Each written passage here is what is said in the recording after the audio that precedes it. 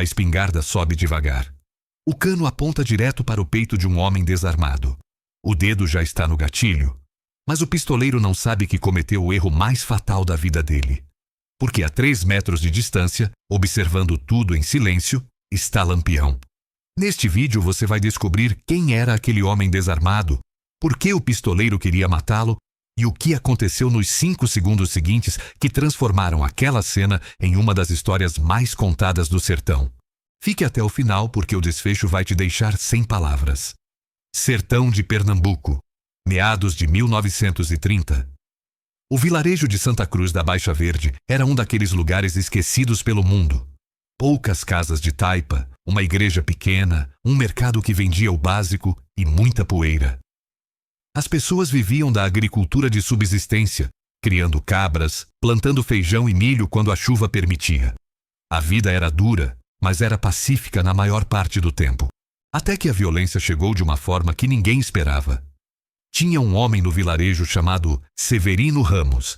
Ele era conhecido por todos como Severino do Comércio, porque era dono do único armazém que vendia mercadorias variadas na região. Tecidos, ferramentas, querosene, sal, açúcar, tudo o que os sertanejos precisavam para sobreviver passava pelas mãos de Severino. Ele não era rico, mas vivia bem. Tinha uma casa de alvenaria, coisa rara naquele lugar onde a maioria morava em casas de barro. Tinha respeito da comunidade porque era justo nos preços e dava crédito para quem precisava. Mas Severino tinha um problema. Ele devia dinheiro. Não para um banco, não para um agiota comum. Ele devia para um homem perigoso chamado Claudionor Ferreira, conhecido em toda a região como Claudionor Quebra-Osso. O apelido vinha da forma como ele cobrava dívidas. Quando alguém não pagava no prazo, Claudionor aparecia e literalmente quebrava algum osso do devedor. Um braço, uma perna, dedos, o que ele achasse apropriado para o tamanho da dívida. E depois disso, a pessoa tinha mais um mês para pagar. Se não pagasse de novo, Claudionor voltava. E na segunda vez, ele não quebrava ossos. Ele matava. Severino tinha emprestado dinheiro de Claudionor para reformar o armazém dele. A ideia era boa, o plano era sólido, mas a seca veio forte naquele ano. As colheitas morreram, o gado morreu, as pessoas ficaram sem dinheiro. E quando as pessoas não têm dinheiro, elas não compram. O armazém de Severino começou a definhar. As prateleiras ficaram vazias porque ele não tinha como repor mercadoria. E o dinheiro que ele devia para Claudionor continuava crescendo com os juros absurdos que o agiota cobrava. O prazo venceu. Claudionor mandou o recado para Severino, dizendo que ia aparecer no vilarejo para acertar as contas. Todo mundo em Santa Cruz ficou sabendo. As pessoas começaram a evitar Severino, como se a desgraça que estava vindo para ele fosse contagiosa. Ele tentou reunir o dinheiro. Vendeu tudo o que tinha de valor. Vendeu a mobília da casa, vendeu as cabras, vendeu até a aliança de casamento que tinha sido da mãe dele. Mas não era suficiente. Nem perto de ser suficiente. Claudionor chegou no vilarejo numa tarde de sol escaldante. Ele não veio sozinho. Trouxe 2 capangas e um pistoleiro. O pistoleiro era um homem alto, magro como um galho seco, com olhos fundos e uma espingarda velha, mas bem cuidada. Ele se chamava Domingos Arruda, mas todo mundo conhecia ele apenas como Domingos Pistoleiro. Dizia-se que ele nunca tinha errado um tiro na vida, que podia acertar uma moeda jogada no ar a 50 metros de distância, que já tinha matado 17 homens em duelos e emboscadas. Claudionor era esperto. Ele sabia que Severino era querido no vilarejo. Sabia que se ele simplesmente quebrasse os ossos do comerciante ou o matasse ali no meio da rua, poderia gerar problemas. As pessoas podiam se revoltar, podiam chamar a polícia, podiam até tentar se vingar. Então ele tinha um plano diferente. Ele ia humilhar Severino publicamente primeiro. Ia mostrar para todo mundo que dívida com Claudionor Quebra-Osso não era brincadeira. E só depois ia acertar as contas do jeito que ele achasse melhor. Eles encontraram Severino no armazém dele.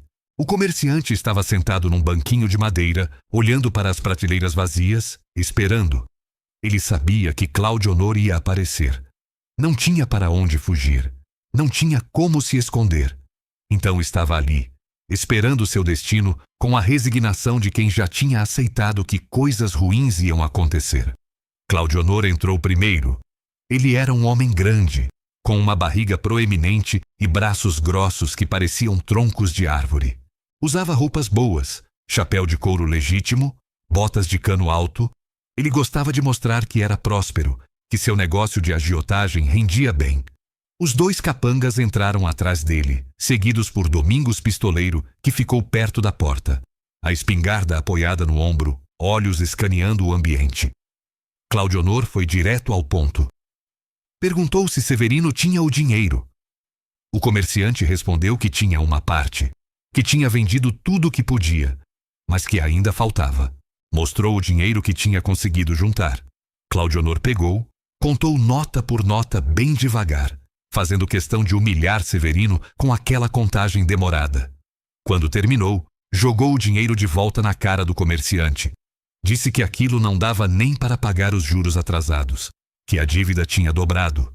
Severino tentou negociar. Disse que podia pagar em parcelas, que ia trabalhar dobrado, que ia conseguir o resto do dinheiro de alguma forma. Mas Claudionor riu, uma risada alta e cruel que encheu o armazém vazio.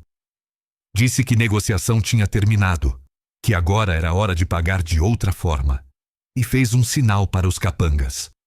Os dois homens avançaram para Severino, agarraram os braços dele, seguraram ele firme. O comerciante não resistiu. Sabia que não adiantava. Claudionor se aproximou, tirando do cinto uma barra de ferro que ele carregava especificamente para quebrar ossos. Ele ia começar com a mão direita de Severino. Ia esmagar os dedos um por um, para que o comerciante nunca mais conseguisse segurar nada direito, nunca mais conseguisse trabalhar adequadamente. Foi quando uma voz cortou o silêncio. Uma voz calma, mas com autoridade. Uma voz que fez todos no armazém congelarem no lugar. A voz disse apenas uma palavra: pare. Todos se viraram para ver quem tinha falado. Na porta do armazém, onde Domingos Pistoleiro estava posicionado, tinha agora mais 3 homens. Eles tinham entrado tão silenciosamente que ninguém tinha percebido. Usavam roupas de couro, chapéus de abas largas, cartucheiras cruzadas no peito e rifles. Sempre os rifles. O homem do meio era diferente dos outros dois. Ele tinha uma presença que preenchia o ambiente. Não era especialmente alto nem especialmente forte, mas tinha algo nos olhos dele que fazia qualquer pessoa sensata ficar alerta. Olhos que tinham visto muita coisa, feito muita coisa, sobrevivido a muita coisa. Ele usava óculos redondos que refletiam a luz fraca do armazém, e ele estava olhando diretamente para Claudionor. O agiota ficou pálido. Ele reconheceu aquele homem imediatamente. Qualquer um no sertão reconheceria. Era Lampião. Virgulino Ferreira da Silva, o rei do cangaço, estava ali parado na porta do armazém de Severino, observando a cena toda. Claudionor tentou falar. Tentou explicar que aquilo era apenas um negócio particular, uma dívida sendo cobrada. Mas Lampião levantou a mão, mandando ele calar a boca. Então o rei do cangaço fez uma pergunta simples. Quanto ele deve? Claudionor gaguejou o valor. Um valor absurdamente inflado pelos juros, mas ainda assim, um valor que para Lampião era quase nada. O cangaceiro tinha roubado fortunas, tinha atacado comboios carregados de dinheiro, tinha assaltado fazendeiros ricos. Aquela quantia era piada para ele. Lampião tirou do bolso um maço de notas. Contou o valor exato que Claudionor tinha falado e estendeu o dinheiro para o agiota. Disse que a dívida estava paga, que Severino não devia mais nada, que Claudionor podia pegar o dinheiro dele e ir embora, e nunca mais voltar a Santa Cruz da Baixa Verde. O agiota pegou o dinheiro com mãos trêmulas. Ele sabia que não tinha escolha. Não ia discutir com Lampião. Ninguém discutia com Lampião. Ele fez sinal para os capangas soltarem Severino e começou a sair do armazém, ansioso para colocar distância entre ele e o rei do cangaço. Mas Domingos Pistoleiro não se mexeu. Ele continuou ali parado perto da porta, a espingarda ainda no ombro, olhando para Lampião. E nos olhos dele tinha algo perigoso. Tinha orgulho ferido. Tinha raiva de ter sido humilhado daquele jeito, de ter vindo para fazer um trabalho e ter sido interrompido por um bando de cangaceiros. Domingos era conhecido por ser rápido e mortal, mas ele também era conhecido por ser arrogante. Ele achava que era o melhor atirador do sertão, e ali estava Lampião, o homem mais famoso do Brasil, o rei do cangaço que todos temiam. Se Domingos matasse Lampião, sua reputação explodiria. Ele seria o homem que matou o rei do cangaço. Seria temido em todo o Nordeste. Teria trabalho de sobra, dinheiro de sobra, respeito de sobra. A ganância e o orgulho nublaram o julgamento dele. Domingos começou a movimentar a espingarda. Devagar, tentando não ser óbvio, tentando fazer parecer que estava apenas ajustando a arma no ombro. Mas ele estava realmente mirando. O cano da espingarda começou a apontar não para Lampião diretamente, mas para Severino, que estava entre ele e o cangaceiro. A ideia era atirar em Severino primeiro, usar a confusão para então mirar em Lampião antes que os outros cangaceiros pudessem reagir. Era um plano terrível. Era um plano suicida. Mas Domingos estava cego pela ambição. A espingarda continuou subindo. O cano agora apontava diretamente para o peito de Severino. O dedo de Domingos encontrou o gatilho. Ele começou a fazer pressão, sentindo a resistência do metal, preparando para o coice que viria quando ele disparasse. Lampião viu tudo. Ele tinha olhos treinados para perceber perigo. Tinha sobrevivido décadas no cangaço porque era capaz de ler intenções em movimentos corporais mínimos.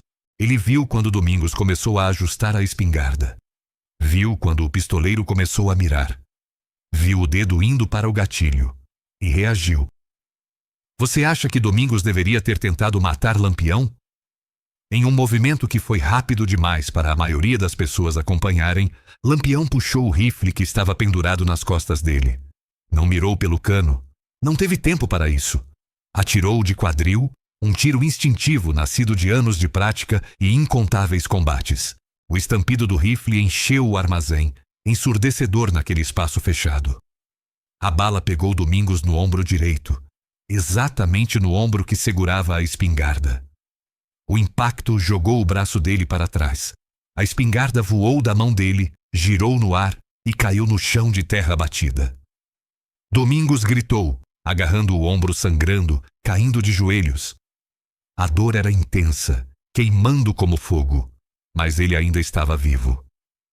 Lampião tinha deliberadamente não mirado para matar. Os outros dois cangaceiros que estavam com Lampião já tinham seus rifles apontados para Claudionor e os capangas. Ninguém mais se mexia. Ninguém respirava. O cheiro de pólvora queimada pairava no ar junto com a fumaça do tiro. Lampião caminhou até onde Domingos estava ajoelhado, gemendo de dor. O rei do cangaço pegou a espingarda do chão, examinou ela com um olhar crítico. Era uma arma velha, mas bem mantida. Lampião reconheceu nela o cuidado de um homem que dependia daquela ferramenta para sobreviver. Então ele olhou para Domingos e fez uma pergunta que ninguém esperava. Por que você ia atirar no comerciante? Domingos estava com dor demais para mentir. Entre gemidos ele confessou. Disse que ia atirar em Severino para criar confusão, para então ter chance de atirar em Lampião. Disse que queria a glória de matar o rei do cangaço. Que queria a fama, o respeito, o medo que isso traria. Lampião ficou olhando para o pistoleiro ferido por um longo momento. Então fez algo surpreendente. Ele riu. Não foi uma risada de zombaria. Foi uma risada genuína, quase de admiração pela audácia absurda daquele homem. Lampião disse que Domingos tinha coragem. Tinha que admitir. Coragem ou estupidez, era difícil dizer qual. Mas definitivamente não faltava ousadia. Então Lampião ficou sério de novo. Ele disse que Domingos tinha cometido 2 erros fatais. O primeiro erro foi achar que conseguiria atirar em alguém na presença de Lampião sem ser notado. O rei do cangaço não tinha sobrevivido tanto tempo sendo desatento. O segundo erro, e esse era o pior, foi escolher atirar em um inocente. Severino não tinha feito nada. Estava ali apenas sendo vítima de um agiota cruel. E Domingos ia matá-lo apenas para criar uma distração. Lampião continuou. Disse que ele mesmo tinha matado muita gente. que tinha sangue nas mãos que nunca ia sair, mas sempre tinha razões. Vingança, sobrevivência, guerra contra a polícia, acertos de contas com inimigos. Nunca tinha matado apenas para causar confusão. Nunca tinha usado um inocente como peça descartável em um plano maior. E ele desprezava quem fazia isso. O rei do cangaço então deu uma escolha para Domingos. Ele podia morrer ali mesmo, pagando pelo pecado de querer matar um inocente. Ou podia viver, mas com condições. Primeira condição: nunca mais trabalhar como pistoleiro. Segunda condição: sair do sertão de Pernambuco e nunca mais voltar.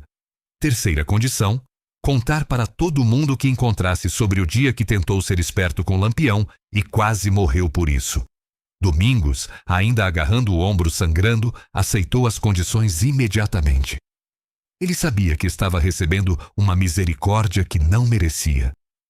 Lampião podia tê-lo matado facilmente. Tinha todo o direito, pela lei do sertão. Mas estava dando uma chance. Uma única chance de recomeçar a vida. Lampião mandou um dos cangaceiros dele tratar o ferimento de Domingos. O cangaceiro pegou um pano limpo, fez um torniquete no braço do pistoleiro para estancar o sangramento, passou um unguento de ervas no buraco da bala. Não era tratamento médico adequado, mas era o suficiente para evitar que Domingos morresse de hemorragia. Então Lampião se virou para Claudionor, que estava paralisado de medo, ainda segurando o dinheiro que tinha recebido. O rei do cangaço disse que o agiota também tinha uma escolha. Podia devolver metade daquele dinheiro para Severino, como compensação pelo sofrimento causado e pela tentativa de quebrar os ossos dele. Ou podia tentar sair dali com tudo e ver o que acontecia. Claudionor não era idiota. Ele separou metade do dinheiro e entregou para Severino, que pegou as notas com mãos trêmulas, ainda sem acreditar no que estava acontecendo. Então Claudionor e seus capangas saíram correndo do armazém, literalmente correndo, tropeçando na pressa de colocar distância entre eles e Lampião. Domingos se levantou com dificuldade, segurando o braço ferido. Ele olhou uma última vez para sua espingarda, que ainda estava nas mãos de Lampião. O rei do cangaço viu o olhar e entendeu o que ele significava. Aquela arma era tudo o que Domingos tinha. Era sua ferramenta de trabalho, sua proteção, seu ganha-pão. Sem ela, ele estava vulnerável e pobre. Lampião examinou a espingarda mais uma vez. Então, para a surpresa de todos, ele a devolveu para Domingos. Disse que um homem no sertão sem arma era homem morto. Que mesmo que Domingos não fosse mais ser pistoleiro, ainda precisaria se defender. Mas alertou. Se algum dia ouvisse que Domingos tinha usado aquela arma para matar inocentes de novo, não haveria segunda chance. Lampião iria caçá-lo pessoalmente e a morte seria lenta e dolorosa. Domingos pegou a espingarda, murmurou um agradecimento quase inaudível e saiu mancando do armazém. Ele nunca mais foi visto em Pernambuco. Alguns anos depois, correram histórias de que ele tinha ido para o Maranhão, tinha casado, tinha aberto uma pequena oficina de conserto de armas. Tinha deixado a vida de pistoleiro para trás de verdade. Nunca souberam se as histórias eram verdade, mas as pessoas gostavam de acreditar que sim. Severino ficou ali no armazém, olhando para Lampião com uma mistura de gratidão e medo. O rei do cangaço se aproximou dele, colocou a mão no ombro do comerciante, disse que Severino era livre agora, que não devia mais nada para ninguém, que podia reconstruir o armazém, podia recomeçar a vida, podia viver em paz. O comerciante tentou agradecer, tentou oferecer algo em troca, mas Lampião recusou. Disse que não tinha feito aquilo esperando o pagamento. Tinha feito porque era o certo. Porque Severino era um homem honesto sendo explorado por um agiota cruel. Porque no sertão já tinha sofrimento demais, sem precisar de gente como Claudionor, tornando tudo pior. Lampião e seus 2 cangaceiros saíram do armazém tão silenciosamente quanto tinham entrado. Sumiram nas ruas estreitas de Santa Cruz da Baixa Verde, e em minutos era como se nunca tivessem estado ali. Apenas o cheiro de pólvora e as manchas de sangue no chão de terra batida provavam que aquilo tinha sido real. Severino ficou parado ali por um longo tempo. segurando o dinheiro que Claudionor tinha devolvido, olhando para onde Lampião tinha desaparecido. Ele sabia que tinha acabado de testemunhar algo raro. Tinha visto o lado de Lampião que poucas pessoas viam. O lado que defendia os fracos, que punia os opressores, que acreditava em justiça mesmo vivendo fora da lei. A história se espalhou pelo sertão como fogo em capim seco. As pessoas contavam sobre como Domingos Pistoleiro tinha apontado a espingarda para a pessoa errada, como tinha tentado matar um comerciante inocente para poder ter chance de atirar em Lampião, como o rei do cangaço tinha visto tudo, tinha reagido mais rápido do que qualquer homem deveria ser capaz. Tinha desarmado o pistoleiro com um único tiro certeiro. Mas a parte da história que as pessoas mais gostavam era o que veio depois. Como Lampião tinha dado uma escolha para Domingos, como tinha tratado o ferimento dele, como tinha devolvido a arma, como tinha mostrado misericórdia quando podia simplesmente ter matado. Isso confundia as pessoas. Como o homem mais temido do Brasil podia ser tão cruel em alguns momentos e tão compassivo em outros. A verdade é que Lampião era humano. Essa é a parte que muitos se esqueciam. Ele não era um demônio, não era um santo. Era um homem que tinha sido moldado pela injustiça e violência, que tinha respondido a essa violência com mais violência, mas que ainda mantinha dentro dele um senso de certo e errado. Podia parecer contraditório, podia parecer inconsistente, mas era exatamente assim que seres humanos funcionam. Severino usou o dinheiro que sobrou para reabrir o armazém. Comprou mercadorias novas, consertou as prateleiras, limpou tudo. E quando as pessoas voltaram a comprar ali, ele sempre contava da história. Contava sobre o dia que quase teve os dedos esmagados por Claudionor Quebra-Osso. Sobre como Lampião tinha aparecido como um anjo vingador. Sobre como o rei do cangaço tinha pago sua dívida. Tinha salvado sua vida. Tinha restaurado sua dignidade. Alguns questionavam se a história era verdade. Diziam que Severino estava exagerando, que Lampião não podia ser tão nobre assim, mas as testemunhas confirmavam. As pessoas que estavam na rua tinham visto Claudionor e seus capangas entrarem no armazém. Tinham ouvido o tiro. Tinham visto Domingos sair mancando, segurando o ombro sangrando. Tinham visto Claudionor correndo como se o diabo estivesse atrás dele. E tinham visto Lampião e seus homens saindo calmamente, sem pressa, como se nada demais tivesse acontecido. A história teve consequências que ninguém esperava. Claudionor Quebra-Osso perdeu quase toda a sua clientela. As pessoas tinham medo dele antes, mas agora também tinham desprezo.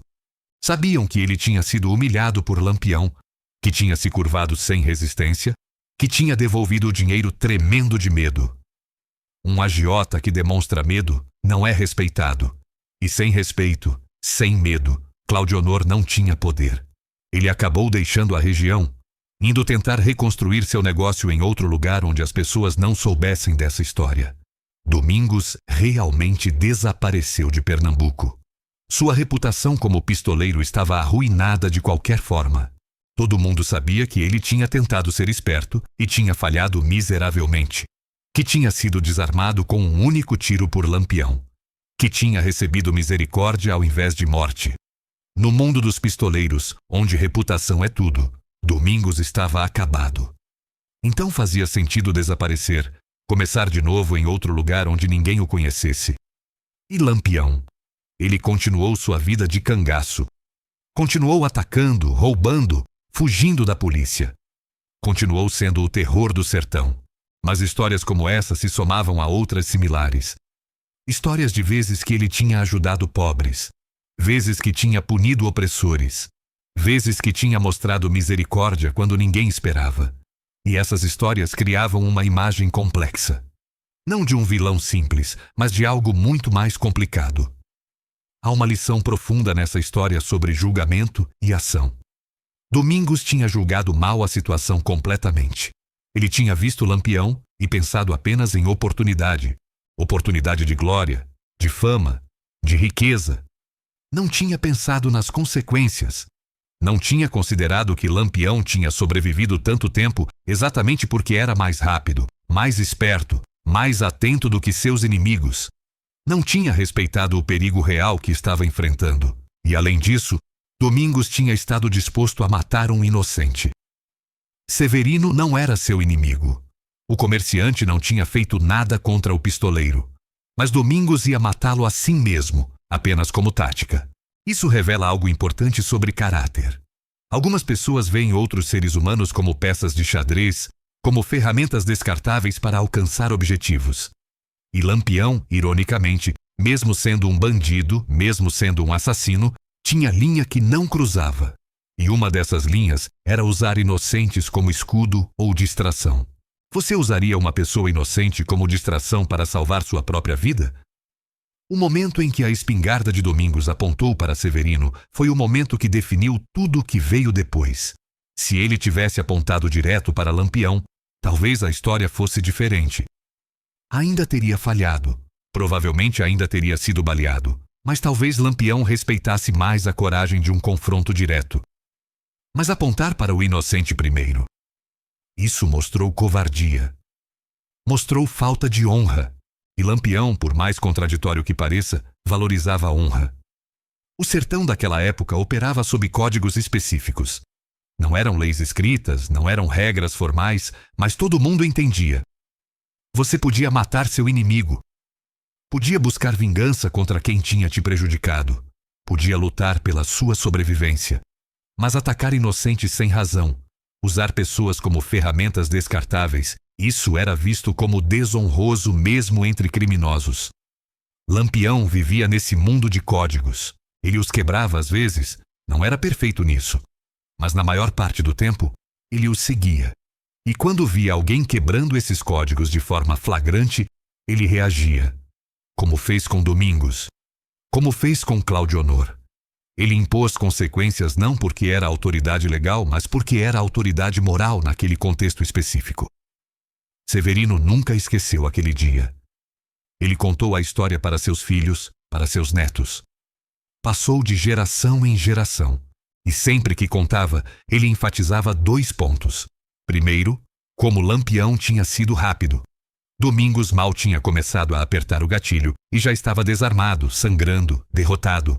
Segundo, como Lampião tinha sido justo.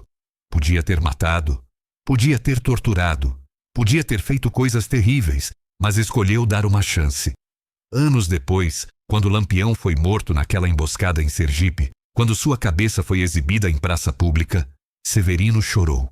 Chorou pelo homem que tinha salvado sua vida. Chorou porque sabia que o mundo estava perdendo algo complexo e valioso. Não um herói, nunca um herói. Mas um homem que dentro de toda a sua violência ainda mantinha fragmentos de humanidade.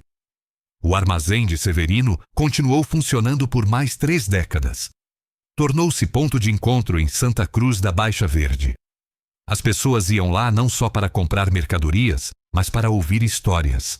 E a história favorita, a que sempre era pedida, era sobre aquele dia.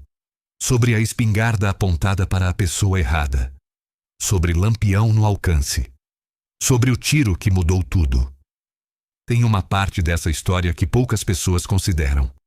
O que teria acontecido se Domingos tivesse conseguido? Se ele realmente tivesse atirado em Severino, criado a confusão, conseguido acertar Lampião. O bando do Rei do Cangaço teria arrasado Santa Cruz inteira em retaliação. Todos os outros cangaceiros teriam vindo vingando a morte do líder deles.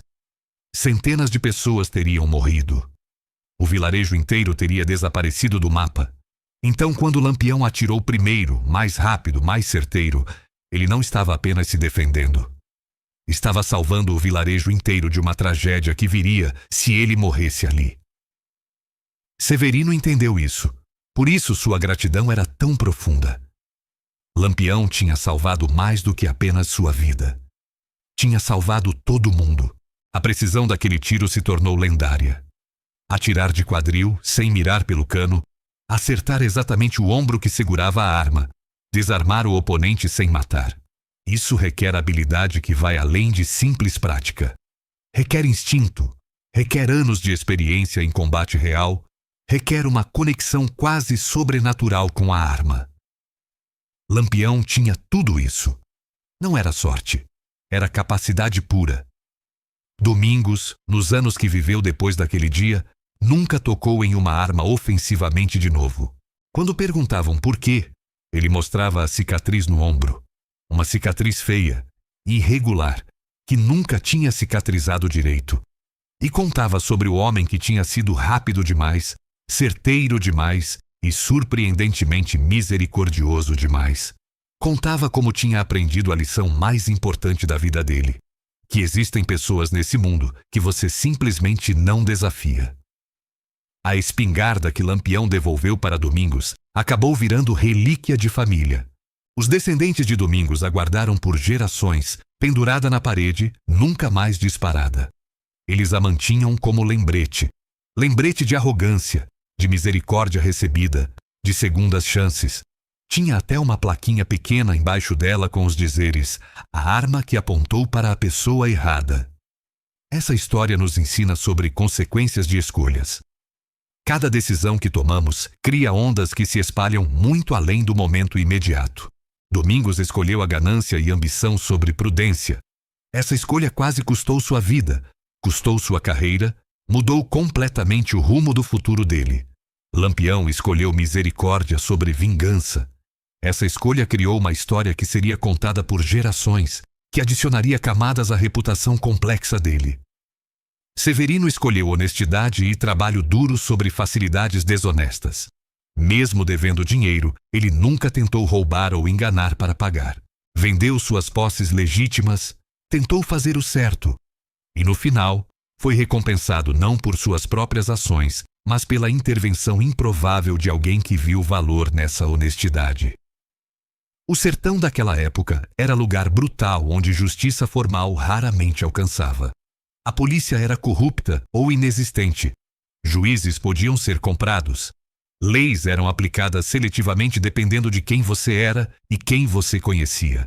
Nesse vácuo de justiça oficial, figuras como Lampião às vezes preenchiam o espaço.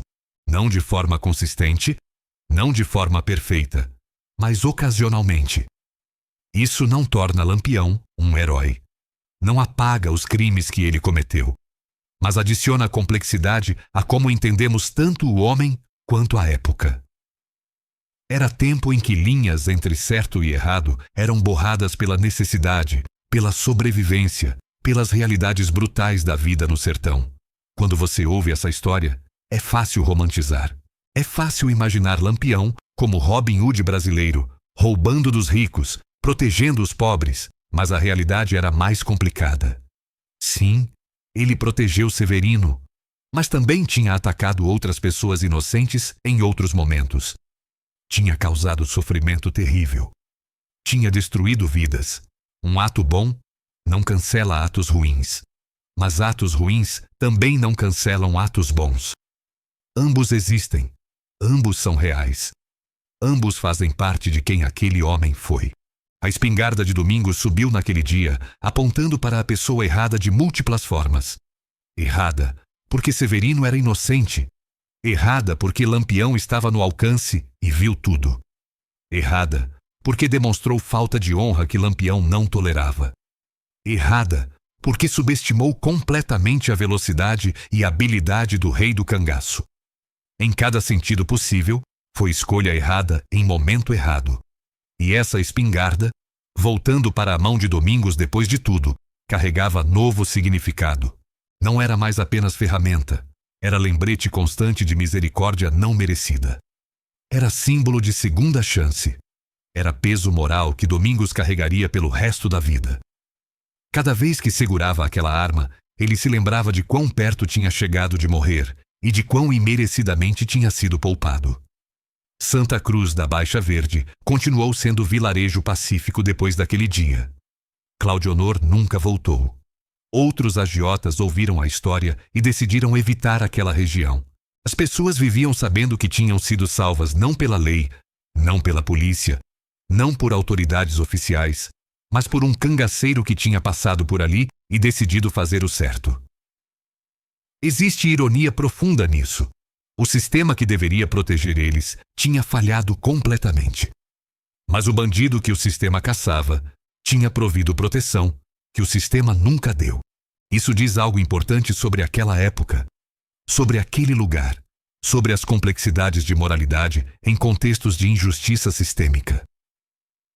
A história da espingarda apontada para a pessoa errada se tornou parte do folclore do sertão. Pais contavam para filhos como advertência: cuidado com ambição cega.